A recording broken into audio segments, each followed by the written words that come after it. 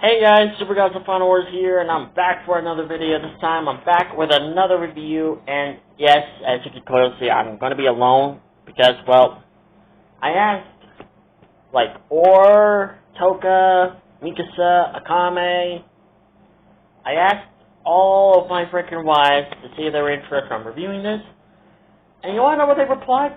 They replied, hell no. I also do not blame them, because this is the first time Portland movie became a success. But only eventually it turned out to become a disaster after the sequel. And let me explain why. So, let's begin. So, Littlefoot's grandfather is basically the narrator for almost every freaking movie. And of course, we know about the carnivores and the herbivores. But what kind of makes me upset about this movie is the fact that this movie came more like a sing-along song. Like, I don't know whose idea was it. But obviously the characters have clearly grown up a lot since the previous movie. So now they're just considered as kids, and their parents are okay with them playing with each other.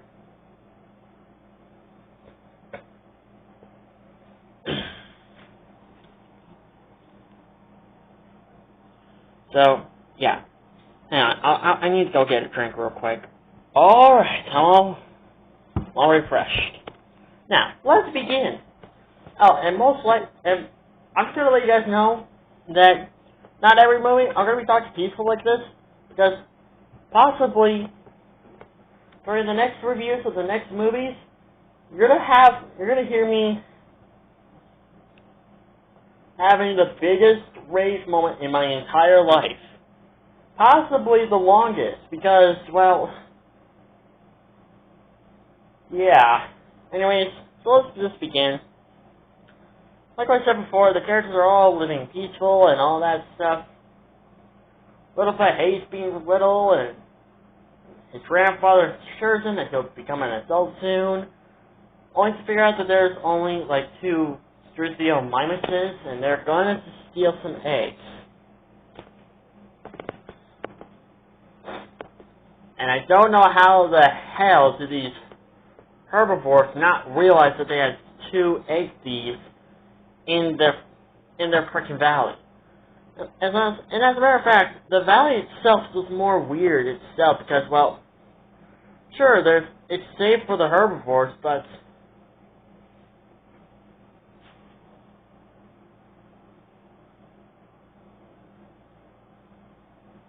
I don't understand, because, well, the herbivores, yes, their main purpose is just to eat the plants, to make sure that they don't spread over the entire world,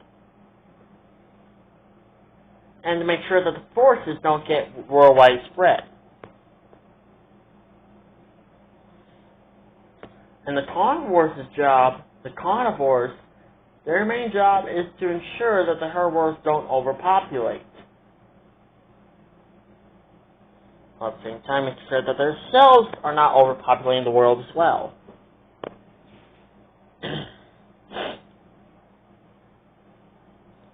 And of course, the kid characters so addictive on wanting to go out adventures.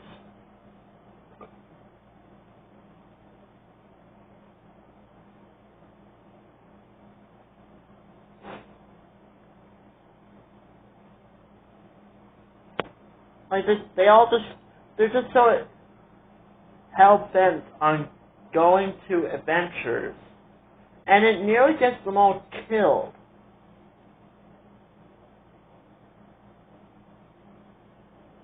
Well, several times.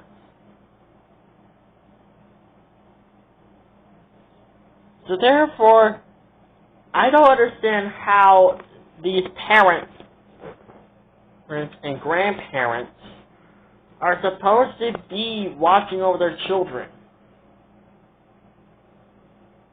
Like, yes, they can't predict when these kids are gonna get themselves in trouble. But still,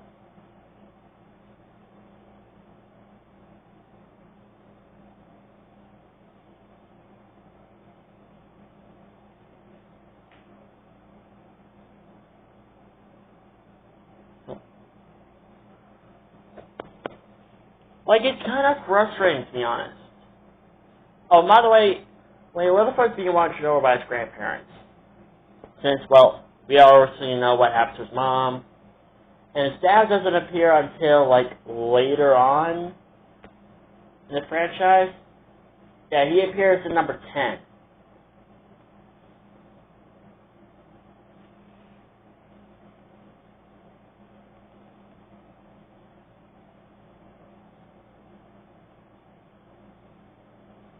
Anyways, the characters, they're all discussing on the fact that they hate being children and hate being told what to do.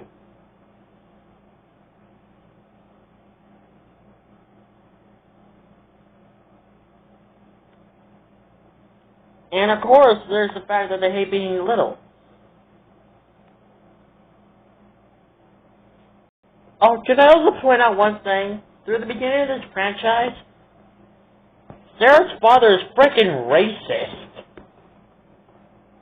Probably because in the first movie, like I said, in the first movie he said Triceratopses never play with sauropods. This time he said, don't hang around with sauropods, stegosaurs, duckbills, and frickin' pterosaurs.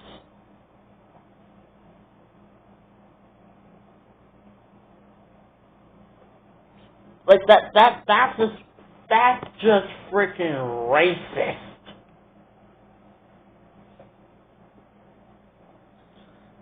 Anyways, the kids see the egg thieves stealing like an egg from Ducky's nest, and they go after them. And of course, this is where their first real adventure begins. And this never-ending section by going adventures.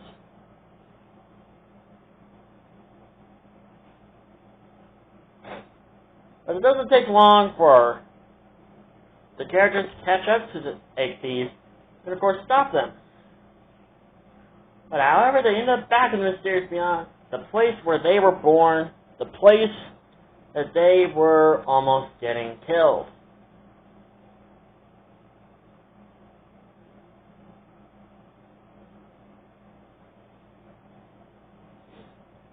Anyways, they eventually found the nest, like an egg, but it's not Ducky's egg because, well,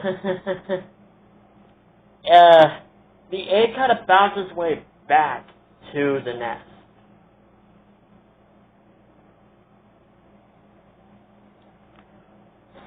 Anyways, they take the mysterious egg back home, but then they realize that the egg is kind of there already.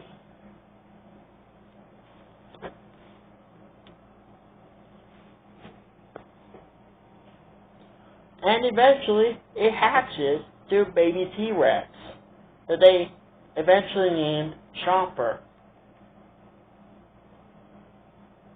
After Sarah were to convince Littlefoot to keep the egg a secret.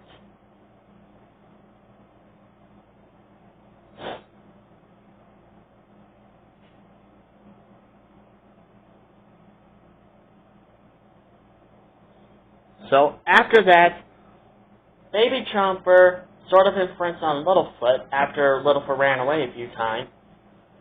So understand that he's not actually aggressive. He's actually kind of cute. He's harmless. He's just like any other baby dinosaur when they're first born.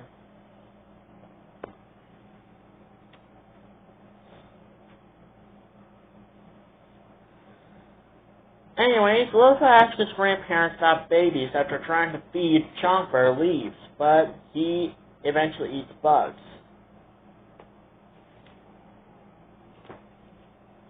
Because bugs are sort of like a living creature, and most carnivorous dinosaurs do eat bugs. But at the same time, they eat small mammals, and small reptiles.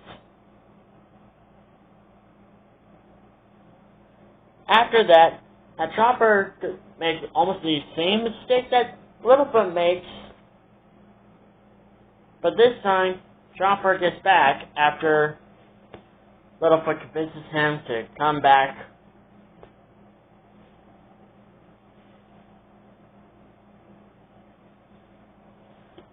And to him, and, yeah.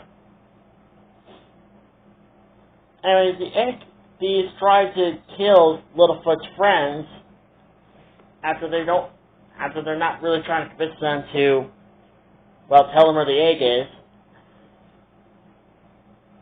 The egg thieves kind of threaten the little ones to stay out of their way. Littlefoot tries to be a hero, but it doesn't really work.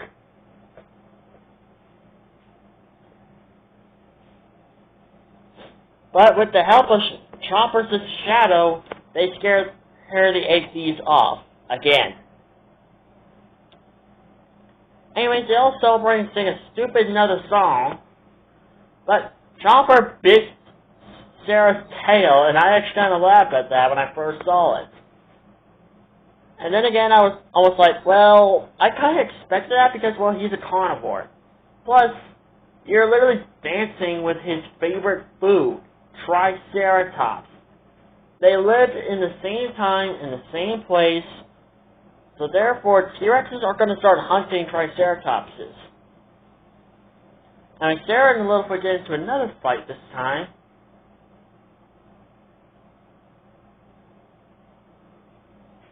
But this time, once again, Sarah wins again.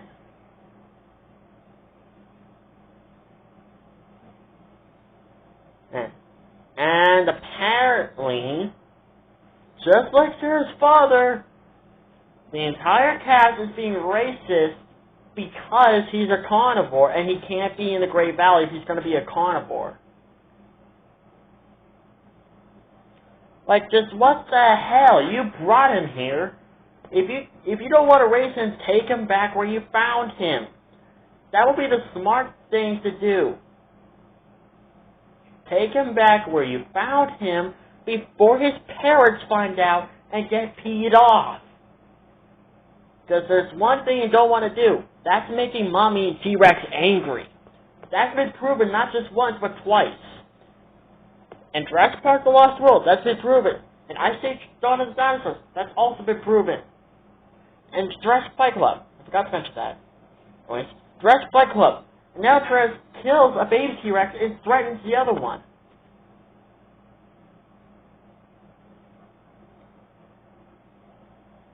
And that got the mama T-Rex pretty peed off. So therefore, if you don't take that baby back where you found him, you're going to be facing with one peed off mama T-Rex and papa T-Rex. So it's rather those two options. You'd rather take him back where you found him, or you just suffer the wrath of two very peed off parents.